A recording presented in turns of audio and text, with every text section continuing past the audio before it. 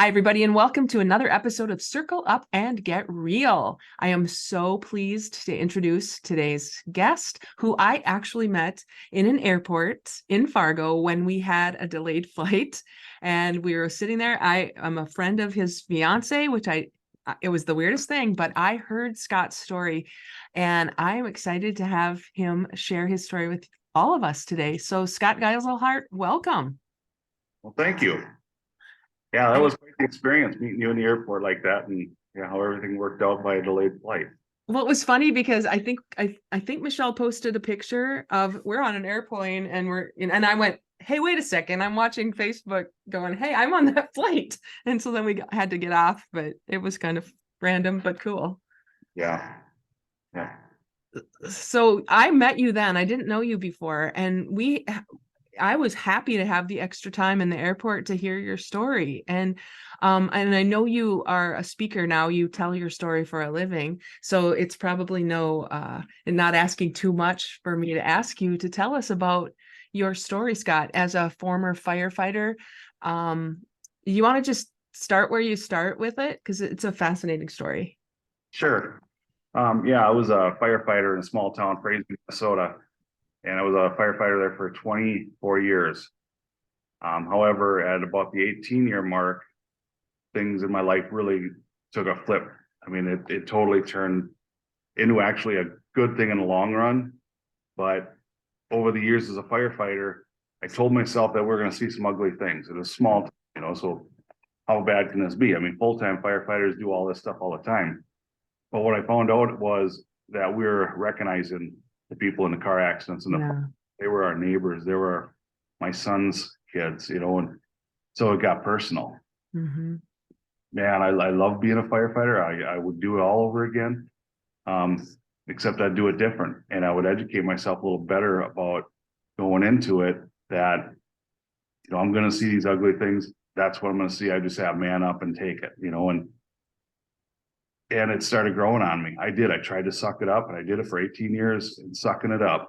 Mm. And it gave me nightmares, flashbacks, anger came out and was destroying my relationship and family relationships with family members. And I was drinking a lot, and I ended up doing meth. I turned into something I never thought I'd be. I turned into a monster. Yeah. I was not a mechanic. I owned my own shop, and I was still running the shop and things, but behind closed doors at home, this heckle and jive happened, and it was like my Hang on. You said Heckle and Jide. We're going to go back and go Jekyll and Hyde. So we just get that. Sorry. So you said, we'll start at you owned your own shop. Start there again. Yeah, I owned my own shop, and it was awesome. I was my own boss. I could set my clock, set my time, set my dates I wanted to work, or I could take family time if I wanted to. But behind the scenes at home, things were different. I was a Jekyll and Hyde. I had my girlfriend was walking on eggshells. My kids were walking on eggshells around me because they didn't know if dad was going to be in a good mood or a bad mood, or if I just snap and start yelling at them. And I never physically hurt my kids or anybody, but the emotional abuse, the verbal abuse. I mean, I was calling them names. I mean, it's not somebody I used to be, but the pressure from all this stuff was coming out, and I didn't even put that together with what I was doing on the fire department at the time. So you were a volunteer firefighter, and you said earlier, a small town volunteer firefighter, which is the way small towns work, right? I know a lot of people who have been small town firefighters, and the thing that is so compelling about what you just said was it's a small town. I'm going to find somebody I know. Something's going to happen to somebody I know. And so you said you did this for 18 years. Where did you know you were struggling, or you said I tried to hide it? Did you recognize it at the time? Yeah, I mean, I knew something was going on with me. I thought I was going crazy. Mm. Not being able to control your emotions, especially the anger, and being super nice to the customers, and then turning around and yelling at the three people I love the most. And who is this guy? Why am I doing this? And then the drugs came in. The nightmares were of my kids being trapped in a car, and I couldn't get the jaws of life working, or I was paralyzed, or they were drowning in front of me, and I couldn't reach them. I couldn't get them out, and maybe screaming for me. And that was when I would close my eyes and go to sleep. I mean, I was having all sorts of nightmares. And I built a new shop in 2010. Beautiful shop. I mean, I had a nice house. Everything seemed to be going on from the outside, everything looked good. But inside, I knew something wasn't right. So I just tried to work more and keep myself busy, thinking that, you know, that everything would go away or whatever. And I was having suicidal thoughts. I was, the self-esteem was gone. I felt worthless. The negative thoughts took over. My mind just kind of switched. Yeah, I started doing meth to stay awake from my nightmares. About the same time, we also had a car accident, another vehicle accident. It was a younger high school student. And he rolled over into a pond, into a swamp right on the edge of the road, icy roads. It was dark out, it was ice water. And we got him out. He was underwater for 10 minutes and we revived him. And it's like, this is what it's about. I mean, we lost many people that's what I was focused on. All of a sudden we brought one back from the dead. And it was like, wow, this is an awesome feeling. This is what we trained for. Yeah. And then a while later, he died from a lung infection. Oh, And wow. I was the one that was in the ice water and along with another guy. And we broke the window out and he was unbuckled. So we just drug him out and they drug us to shore with him. And when they told me he died from a lung infection, inside my mind, I told myself I was the one that killed him because I must have put something in his mouth. When I broke that window, I allowed glass to get in or something like that, you know, and he wasn't breathing. So, I mean, how, you know, I wasn't rationalizing my thoughts. And I started doing a lot of meth, trying to kill myself at that point in 2012 after my girlfriend left and took our kids with.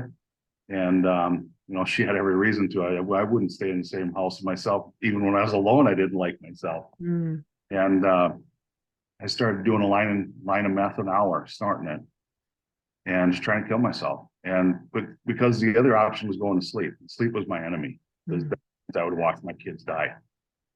So I just learned some unhealthy coping skills and I worked my butt off. I mean, I worked 24 hours a day basically. And I don't know, I look back at it, I don't know how I did it. For 2 years, I didn't sleep. For 2 years. 2 years. I mean, I was just a wreck. But looking at me from the outside, I wasn't all scabbed up. I was still running a business. Like I was stressed out, but I was a one-man show at this big shop. And yeah, it just built up till 2014. And I went over and I was at my ex-girlfriend's apartment and the kids were there and just something snapped and I started yelling at them again.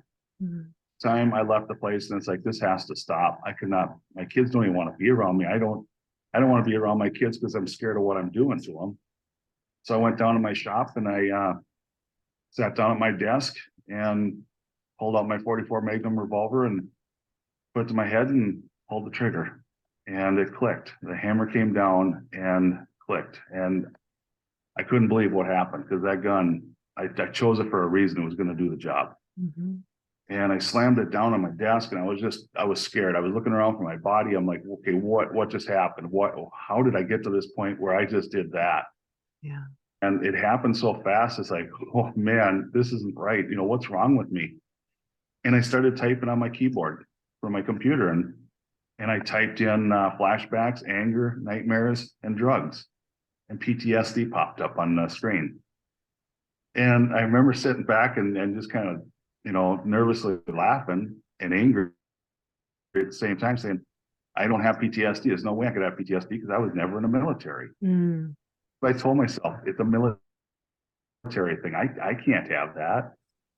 I started doing a search on it and sure enough, military and first responders, high risk.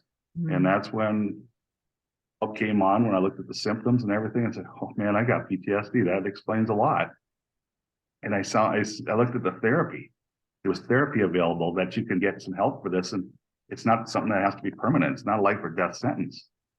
And I did my research and I went over and the next morning I went over to my ex-girlfriend's house and she cracked the door open because I mean, we had a big fight the day before and I pushed my way into the apartment. I came in screaming and I was so excited to tell him, Dad's not a monster. I'm going to go get some help. I've got PTSD. I found out what's going on with me. And She was protecting our two sons as she was backing down the hallway behind her, and our sons were looking around behind or from the side of her, scared to death of me. Yeah. And on their face, I'm like, oh my God, I'm not here to hurt you. You know, I was so excited. Yeah. And I left there, and I tell you what, I thought I lost everything. I thought it was too late. They were definitely scared of me. And I started Googling stuff, and I had this list of phone numbers. So I started calling it. It was hotlines. It was numbers I collected over the last, whatever, 10 years, actually, that I was suicidal or having these thoughts. And I called a suicide hotline back in 2014. I called it 12 times and nobody answered. And then I called 3 other hotlines that were set up for first responders, and they were all disconnected. Mm. And I was feeling pretty hopeless, like nobody's there. You know, where is everybody? I was feeling all alone. And I called a therapist that we were supposed to call, and she set me up for an appointment. After I told her I just tried to kill myself, she set me up for an appointment for a week and a half out. Mm. And I'm like, okay, nobody cares about me. I called Yeah. I was a police officer. He said, hey, can you come over and we can talk? And he said, Scott, we're gonna come pick you up and we're gonna take you to the hospital, which is, you know, that's what they're trained to do. Mhm. However, in my eyes, and what I was hearing was they were gonna take me and lock me up and cage me like an animal. You know, I was in that spot where it's like, can you just come over and talk? You're my friend. Can we just, you know, can we talk about PTSD and Yeah. can we figure this out? And he was doing his job. And I talked him out of coming to pick me up, and I made my last phone call, and what I thought was going to be my last phone call, because nothing was working, and my gun was still laying there, the rounds were laying there, and actually just prior to making those phone calls, I looked at all the rounds, and there was no dimples in any of the primers. So that hammer came down and hit something about it wasn't a safety because there's no safety, and it didn't touch any of the primers, so nothing really made sense on that part of it. Mm. But that last phone call I made was to another national hotline for first responders. And I wasn't expecting anybody to answer. And somebody did answer. And I started screaming into the phone that I'm going to kill myself. Nobody cares. Nobody's listening. I got PTSD. And, you know, as a firefighter, and, you know, nobody's there for me. And as soon as I took a breath, he asked for my name, and I gave him my name. And he said, Scott, we've got you. Mm. Do this together. We know what PTSD is. You're not the first one to go through this. We're going to help you go through this. And it was like they reached through the phone and picked me up and held me. They understood. They got it. Mm-hmm.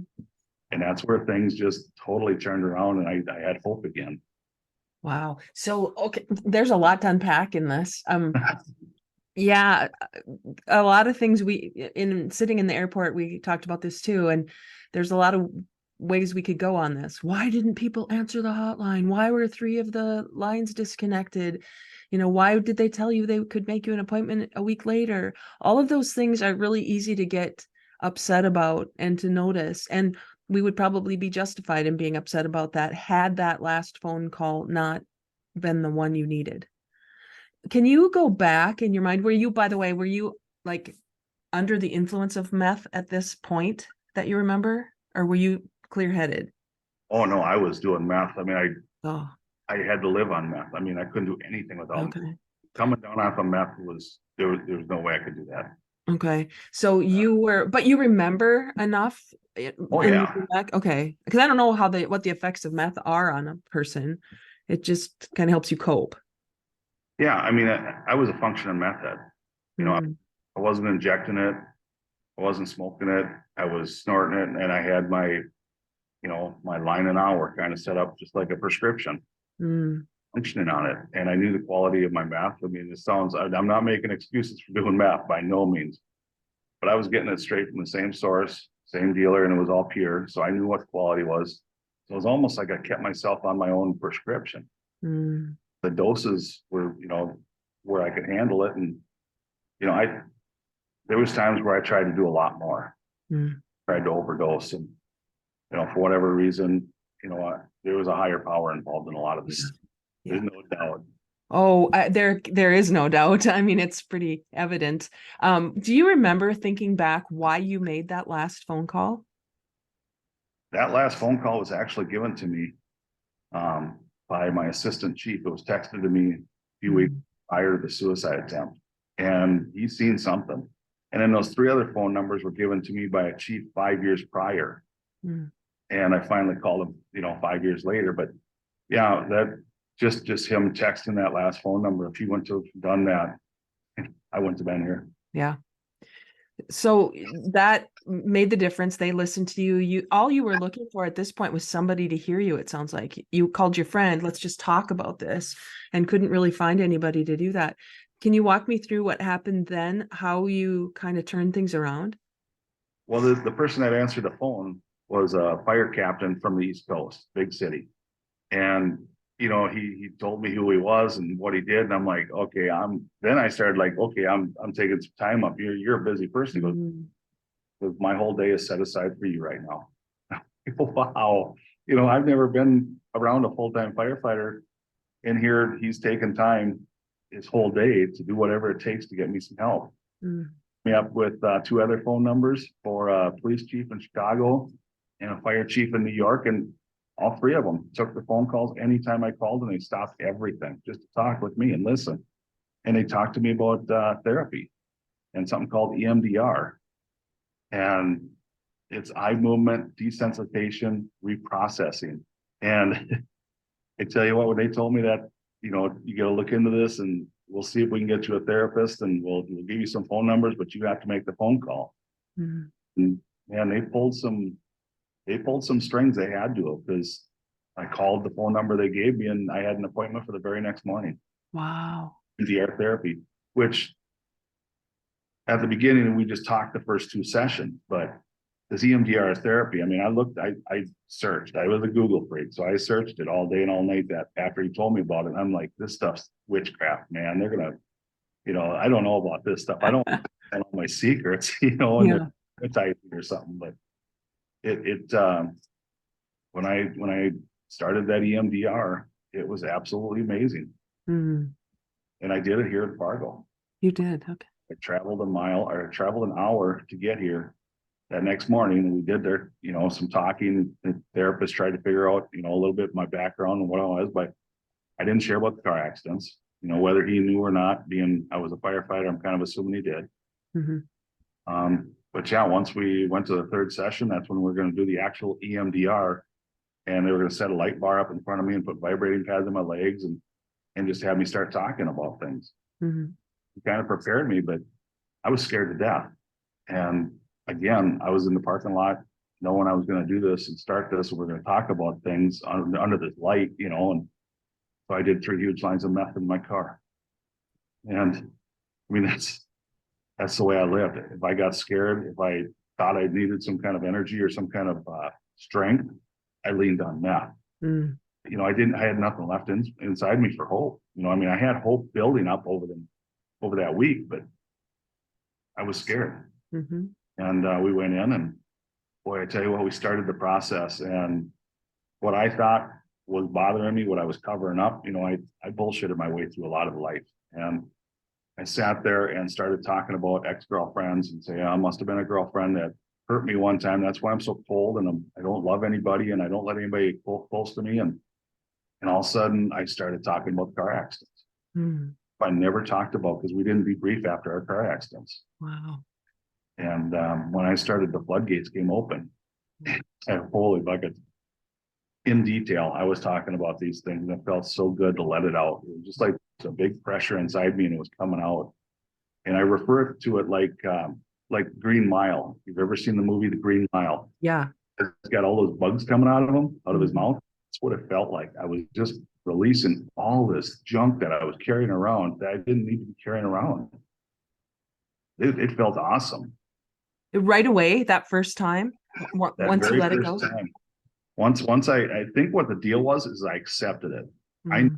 I was accepting it up to that point, but once I started talking about it, it's like, okay, I can't be this macho tough guy all the time. I've got to let this stuff out. As a volunteer firefighter, we get called away from work.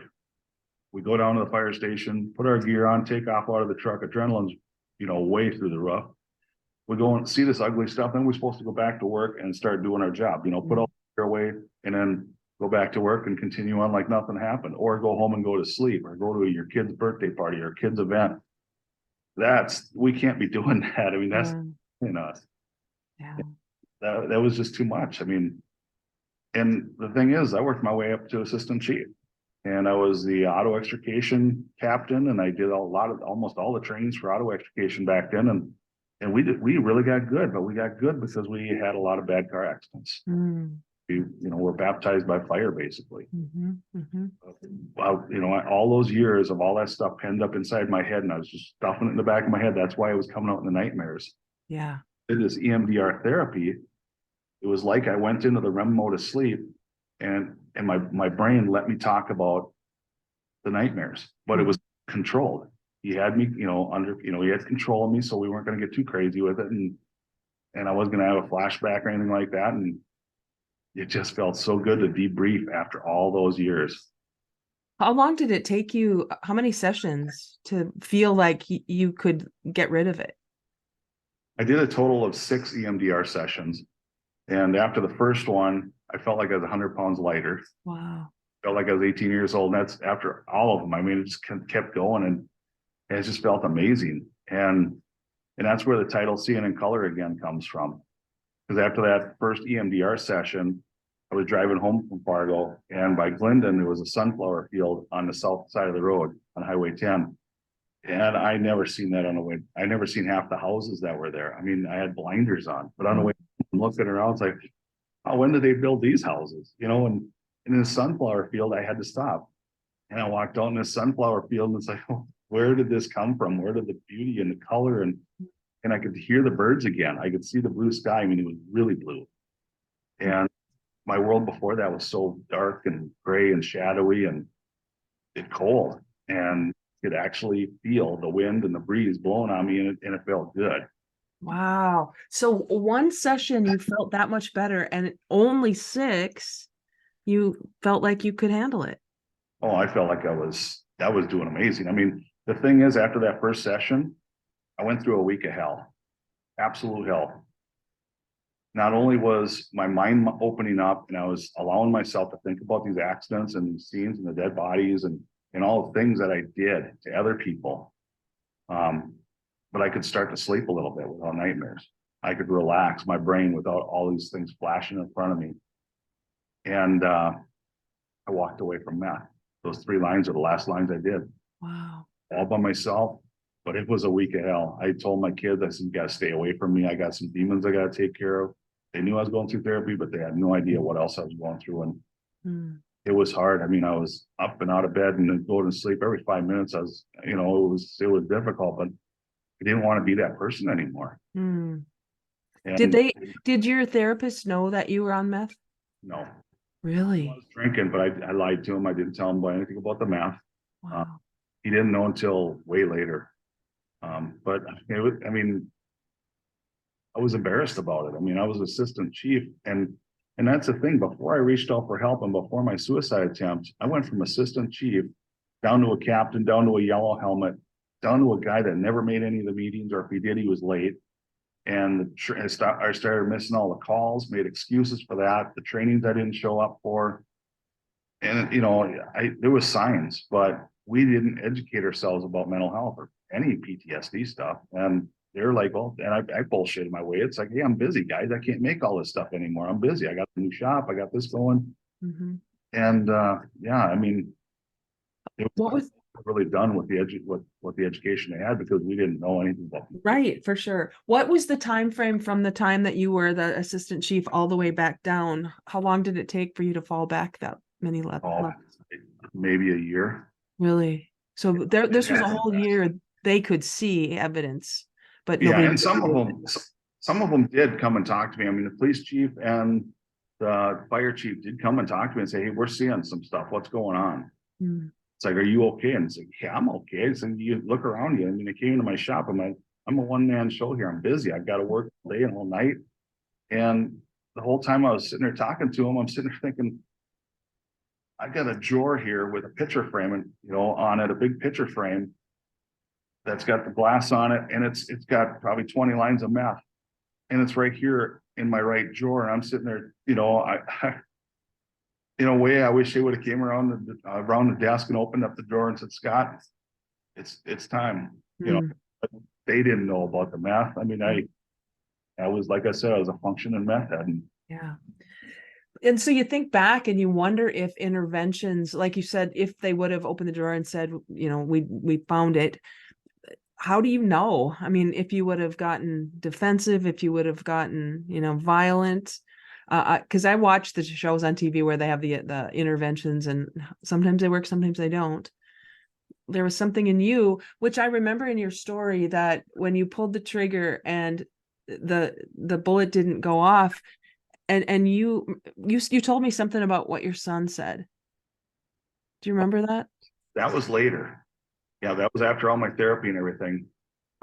We were here in Fargo, and that was, I believe, late November, early December 2014, after my suicide attempt. And my younger son was 13 at the time, and we were Christmas shopping. And I remember the corner. We took the corner, and I looked over at him. And I said, "Man, I'm so glad that gun didn't go off." And he looked at me and said, "Dad, the gun did go off. It killed the bad dad." And just to hear him say that, and the bad dad's gone and the new dad's here, and I'm doing things with him again. It was, for him to recognize that, and others around me to come up and say, "Scott, welcome back." Wow. Tell me the time frame of that then, from the time you said, "I had my 6 sessions. I feel like I've got this under control. I'm not doing meth anymore," till Christmas. How long was that? It was July of 2014, my suicide attempt. Okay. And then about it was July 22nd, I think it was August 5th was my last time doing math and my first EMDR session. And then by the end of August, I by the end of August, I was sitting in my car with my 2 sons in the back seat, or in the car. They were one in the front, one in the back. And I looked over at the picnic table, and this is how good I felt. And I felt like I was 18 years old. And when I was 18 years old in the city park at Detroit Lakes, I used to jump over picnic tables. I used to hurdle them, showing off to girls in my cowboy boots even. Oh my goodness. And I told my sons, I said, "Look at that picnic table over there." I said, "Yeah, watch this." And I got out and I tried to jump the picnic table.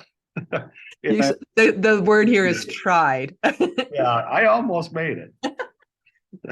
But I came down hard and thought I broke my leg, and the neighbors were out in the yard, so they all seen this. And it's like, and I was open about what I was going through. I told everybody, this is what happened to me. I'm getting therapy, and I was excited about getting healthy. Yeah. They looked at me and probably thought I was, off my rocker or too much meds or something, But yeah, 2 weeks later, I stretched out and I jumped the picnic table. Wow. Nobody was around to see it. Well, it didn't matter then. It was for you, No, right?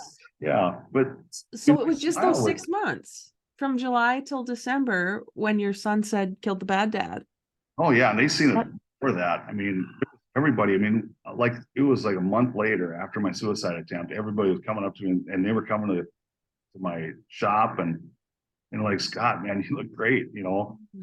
It was just about too good to be true, and that's where I struggled a lot with how fast I changed.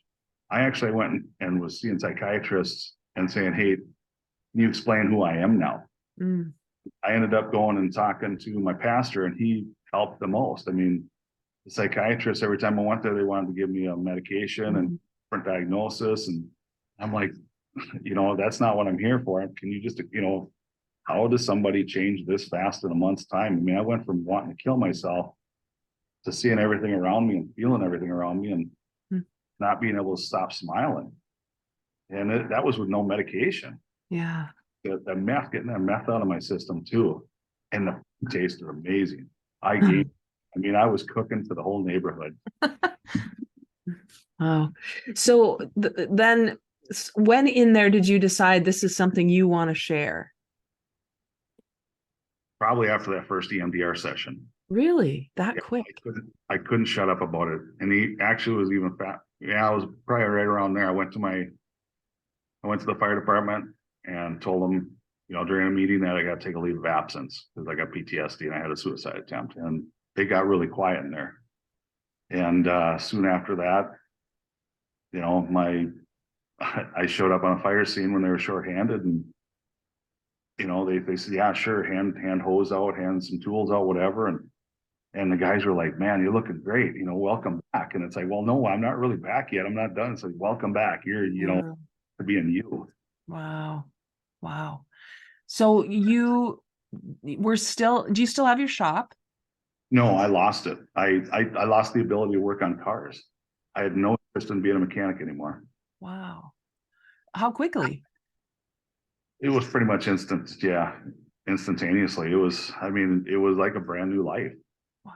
Is what I found out was by not shutting up about it, and then next thing you know, newspapers were reaching out, and all the newspaper articles and camera crews and stuff, and I was just sharing this stuff, and the phone was blowing up. People Mm, me because they knew I understood it, and they wanted to know how they could go find some help. And I was going to therapy sessions with people. I'd drive them to the therapy sessions, or I'd drive to a treatment center and visit with them, and just be there for them like that firefighters were for me. yeah. So you started your speaking business then right away? Um, 2015 is when I believe I did my first statewide one. And then 2016 it exploded and I started going nationwide. I went all over the country. Mm, Knew what I was doing. I mean, they just get me there. I mean, I lost everything, so I was broke. So I didn't even have a credit card, but I tell you what, they really helped. They bent over backwards to help me and set everything up. And all I had to do was just get to the airport and they took care of everything from there. And I got there and, you know, I never get nervous when I speak. It's just one of those things. I get up there and to be honest with you, I mean, there's certain things I always talk about up there that I want to hit on. Sometimes I go off into a different area and I just kind of read the crowd and the audience and go with it. mm, I've had people that have heard me speak 12 times and they're like, man, they look forward to it every time. They're like, you do something different every time, or we hear something different every time. And wow. So when you say they took care of everything, who were you speaking for? like other chiefs associations for fire chiefs, state fire chief conferences. I spoke at the EMDRIA, which is EMDR International Association down in Minneapolis, which was like Wow. therapists. I was the only one in the room that didn't have a bachelor's degree. Wow. And here I'm, you know, up there as their keynote. That's so cool. So EMDR, okay, we got to talk a little bit more about that. This is an alternative therapy, I would guess, because you said it's not about medication. It's not something that everybody knows much about, I don't think. It's getting known a lot more, and they've advanced EMDR. They've got new methods of doing EMDR, different approaches to doing EMDR. So, you know, what worked for me might not work for the next person, but there's so many other therapies out there that they're trying that it's just amazing. I mean, the gates have opened up and they're allowing us to do these. Well, not me, but they're allowing them to do these, and they're working. Mm-hmm. You know, I heard Prince Harry is using EMDR to get over the trauma of his mother's death, which he's been carrying with him forever. I just saw a special on him, and he was doing remotely doing a session with a therapist who was remote. So she was having him kind of talk through the event again, and then you could see his eyes moving with his eyes closed, and he was going like this back and forth with his arms. You can't see this if it's the audio, but his hands were on his opposite shoulders, and you could see his eyes moving even with his eyes closed. And that was the first time I'd seen EMDR being done. I don't know if that's how you did it, Scott, or if it was some different method of that. Yeah, they actually use the light bar and actual vibrating pads on my legs. So Okay. I could feel it and I could see it, and I followed the light bar going back and forth with my eyes. Mm-hmm. Works it works your brain from side to side. I think it's bilateral. Right. Yes. And it's like it's almost closest thing I can say is it's like being in the REM mode of sleep Mm-hmm. and talking about what's going on, but you're wide awake and you're in control of it. Mm-hmm. Back out anytime and stop anytime. And then you go to, you know, I call them a happy place or whatever. Calm down, do some breathing skills. And we went back into it and just kept talking about the same subject like three, 4 times. And it got to where it didn't hurt me. I mean, it used to be where the cross is alongside the road in Frazee. There's only so many roads out of that town, and every one of them had a cross on it from a, or we had a fatality from a house fire or something. You know, it was like reliving it every time I went by. Now I see those crosses as memorials, but they're supposed to be for, and it doesn't hurt as much. It's like I did everything I could. And I'm good with that. And our department did everything we could. I mean, we're not God. We can't take people back from the dead. I mean, we did rescue that kid. We have brought people back from the dead, but it's out of our hands. We're not Yeah. in total control. Yeah. So that what I understand from my research about some of these kinds of techniques, it allows you to take the emotion or the trauma out of the event, the history of the event, while the event still happened, like you said, it still happened, but you don't have that emotional trauma attached to it anymore. Is that a good way to say it? Yeah. I mean, the emotions are not as, I don't know what you'd call it, but they're not as sharp. Yeah. And in fact, I have a hard time recalling some of the car accidents now. I mean, especially the details about it. Mm-hmm. I was in there talking, I was talking about the color of the cars and stuff that I should have never remembered. Yeah. But I did. And it was weird the way my brain was doing things, because I actually kept a scrapbook of all the fatalities. I didn't keep a scrapbook of anybody that we saved. Wow. Back and looking at that, it's like, oh, there's some red flags. I was focused on death all the time. Yeah. Wow. So your company now is called Seeing in Color Again. And if you go to seeingincoloragain.com, you can see Scott's story and find him. And you said it was because of that first session and the sunflower field. Yeah, that's the title. Yeah. And then I talk a lot about post-traumatic success. Mm. PTSD, it doesn't have to be a life or death sentence. You can learn from your mistakes. You can learn from what you went through. I look back at what I went through now as a blessing. Mm. I wasn't alone. And by getting through that, I can now reach out and help others, and they can reach out to me and I can help them, because I understand what the darkness is. Yeah. It's a language that we share. It's an experience that we share. And it's something you can't go to school and get an education on.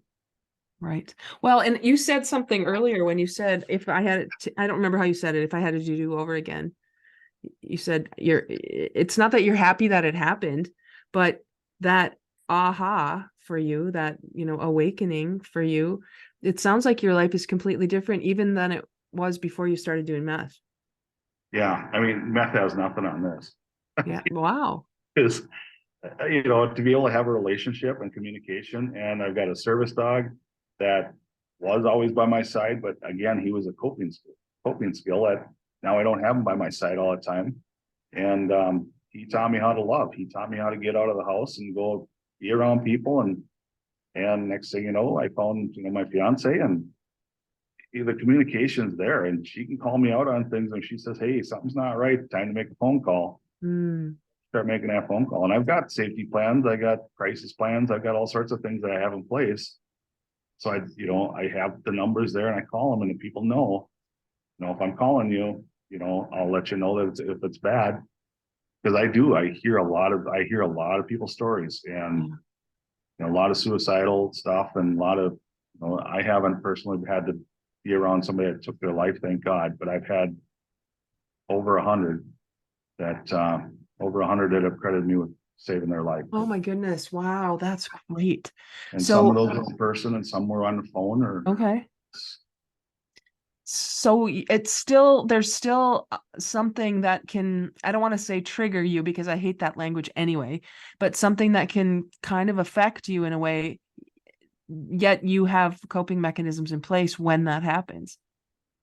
yeah, I mean, if I don't practice my self-care and things like that, or if I just get swamped, too many phone calls in one day, Mhm. I got to know my limit. And sometimes I do, sometimes I don't, but she calls me out on it.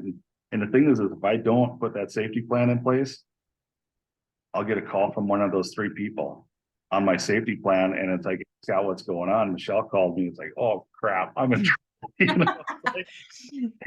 So I mean, the support is amazing. And Yeah. there's so many people from around the country that I could pick the phone up, and they're there for me now. Yeah. So this is such a good lesson for anybody. It doesn't matter if you're a firefighter or if you've, found yourself in a situation like you were with a loaded gun that didn't go off or anything. I can look around. Anybody I know probably has some level of trauma at something that happened, and they don't even know that they're carrying it around. Yeah, it feels good to have a backpack that's empty now. You know, Mm, big rock sack on my back or, the math or anything like that, no secrets. mhm. It feels really good. And the thing about, looking back at it, and I hear people say, well, man up, if you can't handle this, man up. And I say, you know what? You maybe should listen to what you're saying, man up, because you're hurting people around you by trying to absorb all this and thinking you can handle it all without going through therapy or, when it's building up and the people around you are walking on eggshells Yeah. or you're changing.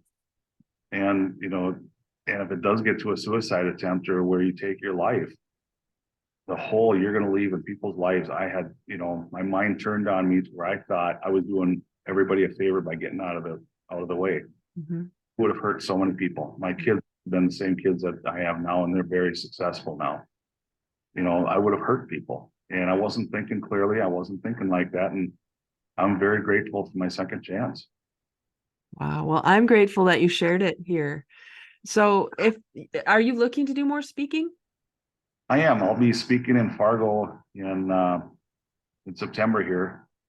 I think it's the 22nd and 26th it's a Tuesday and Thursday at Dakota Medical Foundation Mhm. at 6:30 in the evening. And then, yeah, I'm always looking for places to speak. And I really am starting to focus a lot more locally. The big ones are going to come, big travel ones are always going to happen. But, this is my community now too. And I live here and I want to give back as much as I can. So if an organization or a church, I've got 2-3 church events coming up. I'm going into the church and speak. I'll come in and talk about the suicide. I'll talk about the PTSD and the mental health and the addiction. I mean, I'll do the work for you. Hmm. Scott will do the work for you. No, not all the work, Scott, because there's a lot of Well, personal work yeah, that has to come, right? yeah, But if but you I'll make recognize, it. go ahead. I'll make it so people feel safe and understand what's going on, and that it's okay to reach out for help. Yeah. Don't let this thing become an infection that, gets out of control. Yeah.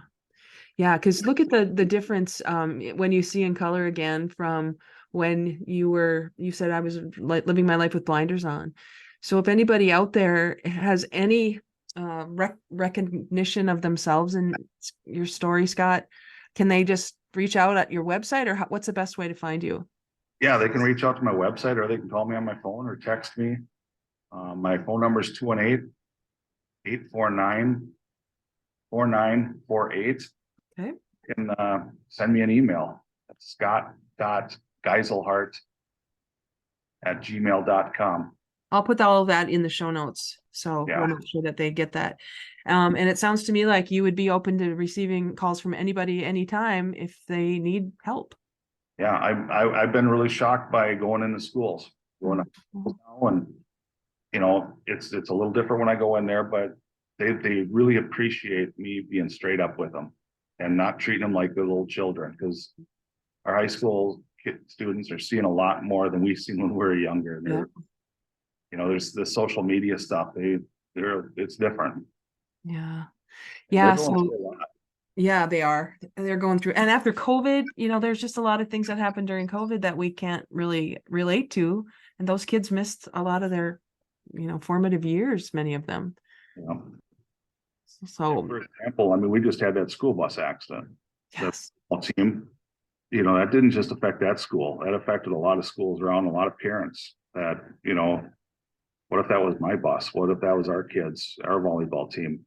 So, even if it doesn't happen in your community, it still does affect you. Right.